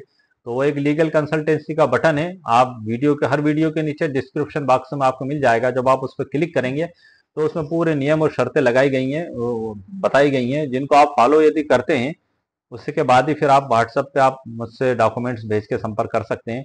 वरना आप आपके जो मेरा यूट्यूब का वीडियो उसके नीचे ईमेल के ई बॉक्स में आप जो है ईमेल में आप उसको आपकी प्रॉब्लम लिखें, तो जहां तक मुझसे हो सकता है जिन जिन सवालों के जवाब हो सकते हैं मेरे द्वारा दिए जाने की पूरी कोशिश की जाती है, वीडियो भी बनाया जाता है और ई बुक भी तैयार की जाती है। तो आइए सर हम आगे बढ़ते हैं। उदाहरण, राम ने अपने भाई को जमीन का आधा हिस्सा सौंपा लेकिन रजिस्ट्री नहीं कराई। भारत में दोनों में विवाद हुआ। कोर्ट ने कहा बिना रजिस्ट्री संपत्ति का कोई कानूनी दावा नहीं कर सकता। उदाहरण दूसरा है वसीयत की गलतफहमी। ये दूसरा उदाहरण है सर। ऐसा हो जाता है सर अक्सर परिवार में, समाज में। सीता ने अपनी संपत्ति को लेकर विवाद सुलझाने के लिए वसीयत बनाई लेकिन बिना गवाहों के। कोर्ट ने वसीयत को अमान्य कर दिया। वसीयत से रिलेटेड तकरीबन 50 वीडियो मैं मेरे चैनल पर अपलोड कर चुका हूं। उसमें पूरी बारीकी से मेरे द्वारा वसीयत के बारे में जानकारियां दी गई हैं, और लगातार मुझे कोई नई लॉ कानून या साइटेशन मिलती है तो वसीयत, नोटरी, उत्तराधिकार, हिंदू लॉ, मुस्लिम लॉ और इसी प्रकार से BNS, BSA, BNSS ये 2023 में लागू हुए हैं। ये सभी तमाम लॉ क्षेत्र पे मैं वीडियो बनाने के लिए आपके लिए प्रयास करता हूं ताकि आपकी प्रॉब्लम का सॉल्यूशन हो सके। मेरा मकसद आपकी प्रॉब्लम का सॉल्यूशन करने की कोशिश करना है, एक मार्गदर्शन देना है, ना कि किसी भी प्रकार का दावा, क्योंकि वो तो काम अदालत का है सर। कोर्ट गुण दोषों के आधार पर फैसला करेगी। यदि आप उसे असंतुष्ट होते हैं तो आपके लिए विधि अनुसार अपीलेट कोर्ट है। आप भारत के सर्वोच्च न्यायालय तक आप जा सकते हैं। भारत में जो अनुच्छेद 142, 226 संविधान में दिए गए हैं। सुझाव है यदि संपत्ति में पहले आपसी बातचीत कर लें, अगर ना सुलझे तो कानूनी सलाह लेकर मुकदमा दायर कर दें। अध्याय 6 का जो सारांश इसमें दिया गया है बता दूं सर। संपत्ति विवाद सामान्य है और परिवारों में असहमति से होते हैं। नंबर दूसरा है कानूनी उत्तराधिकारी और दस्तावेज के आधार पर दावा किया जाता है।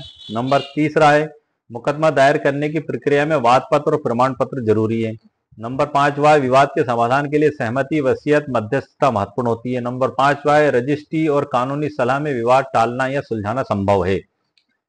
इसमें कुछ प्रश्न भी हैं सर, मैं बता ही देता हूं क्योंकि सब इंस्टॉल प्रॉपर्टी से संबंधित ही हैं। आज का हमारा स्पेशल टॉपिक है पैतृक संपत्ति की परिभाषा क्या है। तो उसी में एक प्रश्न तैयार किया है मैंने, जो उत्तम सिंह वाला जो प्रकरण है 2016 का सर्वोच्च न्यायालय का, उसमें ही मैंने तैयार किए समझाने के लिए।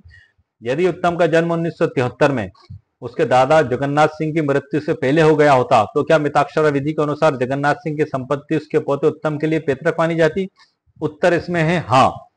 यदि उत्तम का जन्म अपने दादा जगन्नाथ सिंह की मृत्यु 1973 के पहले हो गया होता तो मिताक्षर विधि के अनुसार वह सहदाई कोपार्सनर होता और उसे संपत्ति में जन्म से हिस्सा प्राप्त होता। उसका जन्म 1977 में हुआ था। ये पूरी इसकी डिटेल व्याख्या दी गई सर मैंने इसमें, ये ई बुक के अंदर प्रिंटेड है। अब मैं आपको मुख्य मुख्य बातें बता रहा हूँ। दूसरा प्रश्न है सर, मिताक्षरा विधि में 4 पीढ़ी से बिना विभाजन के चली आ रही संपत्ति को पैतृक संपत्ति माना जाता है क्या? 3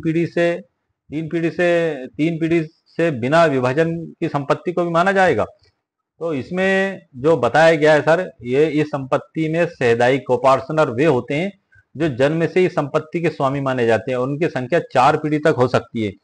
3 पीढ़ी का भी सर जो बताया गया है, तो वो 3 पीढ़ी में वो ऊपर से जो चौथी पीढ़ी है वहां से वो बिना विभाजन के चली आ रही हो पैतृक रूप से उत्तराधिकार में, तो आपको प्रेजेंटली तो वो 3 पीढ़ी दिखेंगी तो माना जाएगा, लेकिन वो कहीं ना कहीं घूम फिर के वो 4 पीढ़ी का जो मिताक्षरा में दिया वही आएगा। और सर्वोच्च न्यायालय में भी जो 2025 का फैसला है सिविल अपील नंबर 540, उसमें भी जो बताया गया है कि मैंने आपको वीडियो के प्रारंभ में ही बताया था, एक बार फिर बता देता हूँ। जैसे कि ग्रैंड फादर है और उनके पुत्र ग्रैंडफादर हो गए और उनके पुत्र फादर हो गए और उनके बच्चे हो गए, तो ये 4 पीढ़ी हो गई सर। तो जो चौथे पीढ़ी है वो कोपार्सनर हो गई, उनका जन्म से अधिकार हो गया और ये 1 तिहाई हिस्सा प्राप्त करेंगे क्योंकि 3 संतान है, 2 पुत्री और 1 पुत्र है। 2005 के नियम लागू होगा अमेंडमेंट का, पुत्री को भी पुत्र के समान अधिकार प्राप्त होगा और ये इनको जो कोपार्सनर है इनको जो प्रॉपर्टी प्राप्त होगी इनकी सेल्फ एक्वायर्ड प्रॉपर्टी मानी जाएगी। ये बिना किसी को पूछे उसको किसी को भी ट्रांसफर कर सकते हैं, किसी भी प्रकार का विक्रय, गिफ्ट या वसीयत। और ये जो फैसला है अंगंदी चंद्र विरुद्ध Shankar Rao, civil appeal number 5401 आप 2025 का लेटेस्ट जजमेंट है सर ये। और इसमें हम आगे बढ़ते हैं। इसमें स्रोत भी बताए गए हैं, लेकिन इसमें बताया है कि सामान्यतः मिताक्षरा विधि में 4 पीढ़ी तक ही है साहित्यिक साहित्यिक को पर्सनल अधिकार माना जाता है। और आगे मैं इसमें बताऊंगा सर आपको वो सुनीता शर्मा विरुद्ध राकेश जो 2020 का फैसला उसका वो पेरा में इस स्पष्टीकरण को मैं आपको जरूर बताऊंगा, जो सर्वोच्च न्यायालय ने उसी के अंदर दिया उसी से बताऊंगा सर मैं आपको। अगला प्रश्न है कि प्रकरण यदि उत्तम सिंह का जन्म उसके दादा जगन्नाथ की मृत्यु के बाद हुआ हो तो क्या यह संपत्ति पैतृक संपत्ति मानी जाएगी या नहीं।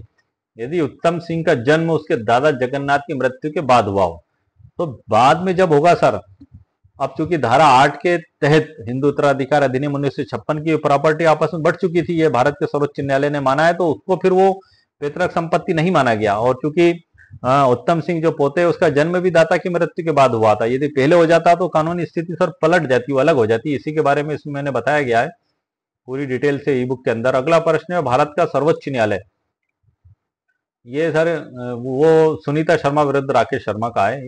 ये विनीता हो गया है सर, इसको सुनीता कर देता हूं मैं, ये कर दिया सर मैंने आपको।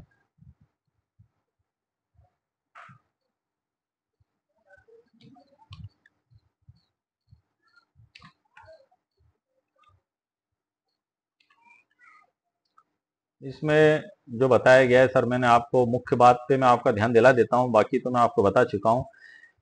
इसका जो पेरा क्रमांक 23 है सर जजमेंट का, उस पे सर मैं आपको थोड़ा सा पढ़ के बता देता हूं, क्योंकि ये भी कहीं ना कहीं इंस्टॉल प्रॉपर्टी के बारे में ही बताया गया है।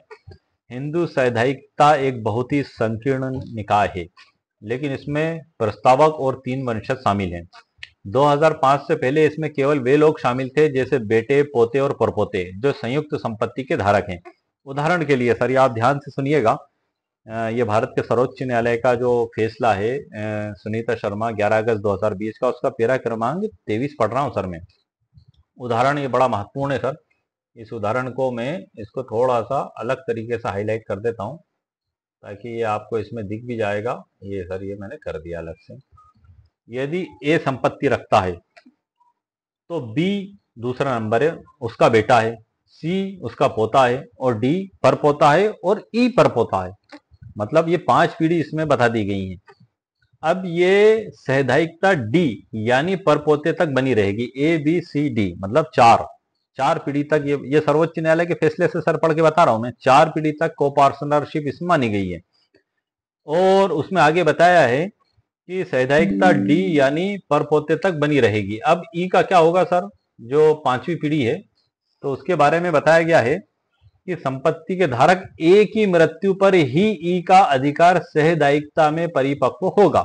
मतलब जो सबसे ऊपर की पीढ़ी ए है, जैसे ही उसकी मृत्यु होगी तो 5वीं पीढ़ी भी उसमें कोपार्सनर मानी जाएगी, क्योंकि सहदायिकता 3 वंशजों तक सीमित है। चूंकि पोते और परपोते जन्म से ही सहदायिक बन जाते हैं, इसलिए उन्हें संपत्ति में हिस्सेदारी मिल जाती है। मतलब हिस्सेदारी तो उनकी आ गई, लेकिन वो सर्वोच्च न्यायालय ने इसमें बताया कि वो अधिकार कब प्राप्त कर लेगा, जब एक ही मृत्यु हो जाएगी। ये बड़ा महत्वपूर्ण जो है कि भारत के सर्वोच्च न्यायालय ने इसमें डिफाइन किया है। और भी कुछ सर इसी में बताया गया है जो मैंने इसमें लिखा हुआ है।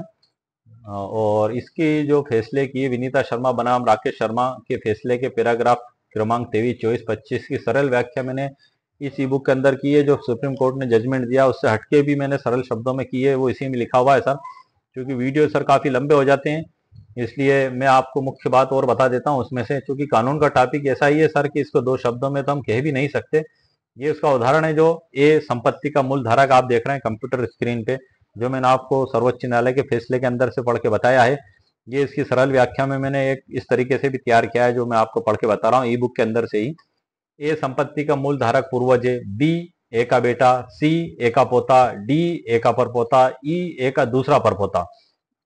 तो इसमें सैद्धांतिकता केवल परपोते डी तक बनती है, यानी 3 पीढ़ी बेटा, पोता, परपोता। ई को अधिकार तब मिलेगा जब ए की मृत्यु होगी और ई भी सैद्धांतिक उसमें बन जाएगा।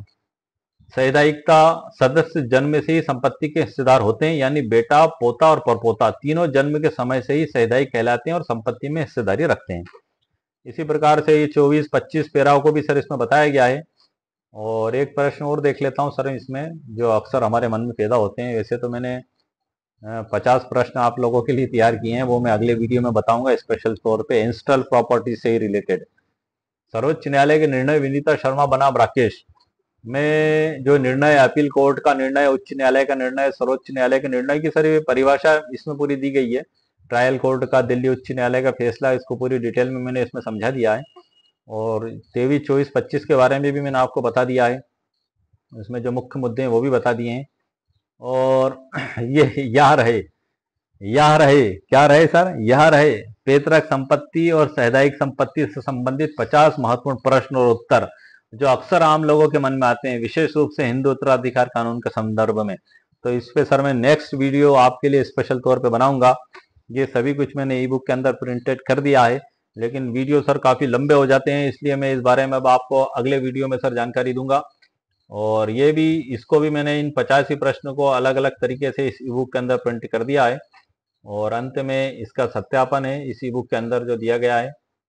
और मैं आपको लास्ट में डिस्क्लेमर भी है, और मैं आपको इसके टाइटल पे लेके चलता हूँ कि पैतृक संपत्ति क्या है, मिताक्षरा और दया भाग स्कूल में अंतर। तो आज का सर जो हमारा वीडियो का जो स्पेशल जो टॉपिक था, ancestral property, what is ancestral property definition, पैतृक संपत्ति की परिभाषा क्या है, इसको कुल 5 प्रकार से मेरे द्वारा समझाने की कोशिश की गई है। जिसमें नंबर 1 ई बुक के अंदर से मैंने सर आपको बताया पैतृक संपत्ति की परिभाषा क्या है, वो मैंने आपको परिभाषित की। दूसरा, मिताक्षरा स्कूल में जो एक ग्रंथ है उसमें पैतृक संपत्ति की परिभाषा क्या दी गई है, सर्वोच्च न्यायालयों के फैसले के आधार पर मैंने, और मिताक्षरा ग्रंथ में जो दी गई उसके आधार पर भी पैतृक संपत्ति की जानकारी आपको दी है।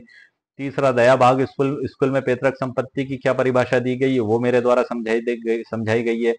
चौथा, हिंदू उत्तराधिकार अधिनियम 1956 में पैतृक संपत्ति की क्या परिभाषा दी गई, वो भी मेरे द्वारा बताई गई है। पांचवा, हिंदू उत्तराधिकार अधिनियम 6 धारा 6 56 1956 की धारा 6 में जो पैतृक संपत्ति की डेफिनेशन बताई गई, वो मेरे द्वारा आपको समझा दी गई इस वीडियो में। इसी प्रकार से ये जो भारत का 2025 का भारत के सर्वोच्च न्यायालय का लेटेस्ट फैसला है, जिसमें अगंदी चंद्रन विरुद्ध शंकर राव, ये 2025 का, इसमें क्या डेफिनेशन दी गई है कोपार्सनर की, वो भी मेरे द्वारा बताई गई है। 7वां नंबर है सुनीता शर्मा विरुद्ध राकेश शर्मा, 2020 11 अगस्त सर्वोच्च न्यायालय का फैसला। इसके भी पैरा क्रमांक 23 में जो पैतृक संपत्ति की परिभाषा, कोपार्सनर की परिभाषा दी गई है, वो मैंने आपको पूरी जानकारी दी है। इसी प्रकार से उत्तम सिंह का जो 2016 का सर्वोच्च न्यायालय का फैसला, उसमें भी पैतृक संपत्ति के संबंध में क्या परिभाषा दी गई है, धारा 8 हिंदू उत्तराधिकार अधिनियम 1956 के तहत उसे किस प्रकार से माना समझा गया है, उससे भी मैंने आपको जानकारी दे दी है। और सुप्रीम कोर्ट के 2 जजमेंट है, तो इस प्रकार से तकरीबन 10-11 एंगल से मेरे द्वारा पैतृक संपत्ति की परिभाषा को आपको समझाने का प्रयास किया गया है। क्योंकि कानून में कहीं नहीं लिखा हुआ है, बुक के अंदर से उन परिभाषाओं को पढ़ के मैंने स्पेशली बताया था सर धारा 3 में कि उसमें कहीं भी पैतृक संपत्ति की परिभाषा शब्द का उसमें इस्तेमाल ही नहीं हुआ है। तो इस प्रकार से मेरे द्वारा सर जहां तक मुझसे बन सकता था पैतृक संपत्ति की परिभाषा, एंस्टल प्रॉपर्टी की परिभाषा आपको बताई गई है। और आज का वीडियो हमारा स्पेशली एंस्टल प्रॉपर्टी पर ही था।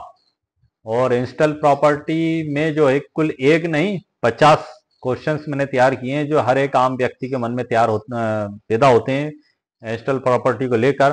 तो उस पे मैं आपके लिए नेक्स्ट वीडियो जरूर लेके आऊंगा, जिसमें मैंने शॉर्ट में पैतृक संपत्ति से संबंधित 50 प्रश्नों के और उनके उत्तर तैयार करके रखे हैं, जिसमें मुझे ऐसा लगता है कि लगभग सभी के सवालात के जवाब आ जाएंगे। और इस वीडियो में भी हर व्यक्ति के सवाल का जवाब लगभग जहां तक मुझे समझ में आता हल हो चुका है। मेरे एक व्यूअर्स ने कमेंट्स भी करके कहा था कि मिताक्षरा और दाया भाग स्कूल के बारे में आप बताएं सर। तो ये सर मैंने जहां तक मेरी समझ और ज्ञान के आधार पे जहां तक मुझसे कानून का कलेक्शन हो सका आपको जानकारी दी गई है। और आप सभी स्वयं बुद्धिजीवी और समझदार हैं। इसमें द्वारा दी गई जानकारी पे किसी भी प्रकार का अमल करने से पहले आप आपके कानूनी विशेषज्ञ से जरूर संपर्क करें, क्योंकि हर केस की कंडीशन और सिचुएशंस अलग होती है। ये जो जानकारी मैंने दी गई इसे ही आप अंतिम ना माने, आप आपके वकील साहब से और कानूनी विशेषज्ञ से सलाह मशवरा करने के बाद ही आप आगे कार्रवाई करें कानूनी रूप से। क्यों? क्योंकि हर केस की कंडीशन, सिचुएशन और परिस्थिति अलग अलग होती है। वहां पे कानून किस प्रकार से अप्लाई और लागू होगा ये आपके वकील साहब बताएंगे, लेकिन इसकी जो डेफिनेशन है जहां तक मुझसे हो सकता था मेरे द्वारा समझाने की कोशिश की गई है। और मेरे चैनल पर लगातार कानून से संबंधित वीडियो मैं आप लोगों के लिए अपलोड करता रहता हूँ, और आप लोगों की कमेंट्स को भी सर मैं पढ़ता हूँ, और जहां तक मुझसे हो सकता है हर कमेंट्स का जवाब देने की भी मैं कोशिश करता हूँ, वीडियो और ई बुक के रूप में बनाकर। ये ई बुक क्या होती है सर? ये एक प्रॉब्लम सॉल्यूशन ई बुक के नाम से तैयार की जाती है। एक कोशिश है, एक समाधान है आप लोगों की प्रॉब्लम को दूर करने का।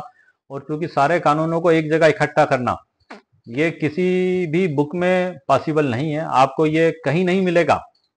जो मैंने ये 9 तरीके से इंस्टॉल प्रॉपर्टी को आपको समझाया है और इसकी ई बुक तैयार की है, ये अलग अलग कानूनों का संग्रह है, समावेश है, सर्वोच्च न्यायालयों के फैसला का संग्रह है, जो आपको एक ही जगह पीडीएफ के रूप में प्राप्त हो जाता है, ताकि आपको इधर उधर भटकना ना पड़े और आपकी प्रॉब्लम का कहीं ना कहीं आपको कोई सॉल्यूशन या रास्ता निकल जाए। ये एक प्रयास और कोशिश है। इसकी जो ई बुक की लिंक है मैं वीडियो के नीचे डिस्क्रिप्शन बॉक्स में इसको कॉपी पेस्ट कर दूंगा। जब आप उस पर क्लिक करेंगे, ई बुक डाउनलोड लिखा दिखाई देगा, तो आप सीधे मेरे प्रॉब्लम सॉल्यूशन स्टोर पर पहुंच जाएंगे। वहां 199 रुपीज, मात्र 199 रुपए इसकी कीमत मेरे द्वारा रखी गई है। यदि आपको ऐसा लगता है कि आपके लिए उपयोगी और आवश्यक है, तभी आप इसको वहां से आप परचेस कर सकते हैं भुगतान करके। ये ईमेल पर डाउनलोड के मैसेज के साथ आपको प्राप्त होगी। वहां पे आप आपके स्मार्टफोन, कंप्यूटर, लैपटॉप या मोबाइल पर इसको डाउनलोड कर सकते हैं। वहीं पर आप इसको पढ़ भी सकते हैं या चाहें तो आप प्रिंट आउट भी इसकी निकाल सकते हैं। ये जो ई बुक है ये विभिन्न तरीके के कानूनों का एक संग्रह है और इसे आप अंतिम ना माने, आप इसको अमल करने से पहला पूर्ण रूप से अपने कानूनी विशेषज्ञ से जरूर परामर्श करें। तो इस प्रकार से मैंने सर जो आपको जानकारी दी है, जो इंस्टॉल प्रॉपर्टी से संबंधित है, कि व्हाट इज इंस्टॉल प्रॉपर्टी, पैतृक संपत्ति क्या होती है, स्व अर्जित संपत्ति क्या होती है, इस पे मैंने मुकम्मल कानूनी जानकारी जहां तक मेरे को सोर्सेज से प्राप्त हुई थी मैंने आपको दे दी है। और उम्मीद है कि आपको मेरा वीडियो पसंद आया होगा। मेरे वीडियो को आप लाइक भी करें, शेयर भी करें और सब्सक्राइब भी करें। ओके, शुक्रिया, थैंक यू सर।